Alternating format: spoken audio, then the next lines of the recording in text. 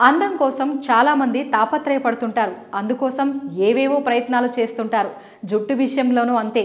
జుట్టు రాలడం, డ్రైగా మారడం ఇలాంటి సమస్యలు ఉంటాయి. వీటి నుంచి తప్పించుకోవాలంటే కేవలం కెమికల్స్ ఉన్న ప్రోడక్ట్స్ని వాడటం మాత్రమే కాదు, కొన్ని ఇంటి చిట్కాలను కూడా వాడచ్చు. బియ్యం కడిగిన నీటిని పారేస్తుంటారు, కానీ దీనివల్ల ఎన్నో ఉపయోగాలున్నాయి. అదేవిధంగా గంజి నీరు కూడా అంతే, మంచి ఎఫెక్ట్ ఉంటుంది. బియ్యం నీటితో కడిగి ఆ నీటిని ముఖానికి, జుట్టుకి రాయడం వల్ల అద్భుత ప్రయోజనాలు ఉన్నాయి. అదేవిధంగా బియ్యంలోనే ఎక్కువ నీరు పోసి కాస్త ఉడికిన తర్వాత నీటిని వంపేస్తారు. ఆ వంపిన నీటినే గంజి అంటారు. అసలు ఇందులోనే అనేక పోషకాల విలువలుంటాయి. అందుకే వెనకటి రోజుల్లో చాలా మంది గంజి తాగే బతికేవారు. కానీ రాను రాను ఆ గంజి వాడకం చాలా తగ్గిపోయింది. ఒకప్పుడు గంజిని షాంపూ, బట్టలకి, కండిషనర్గా వాడేవారు. కానీ ఇప్పుడు ఆ పరిస్థితి లేదు. ఈ గంజిని జుట్టుకి, ముఖానికి రాయడం వల్ల ఎన్నో లాభాలున్నాయి.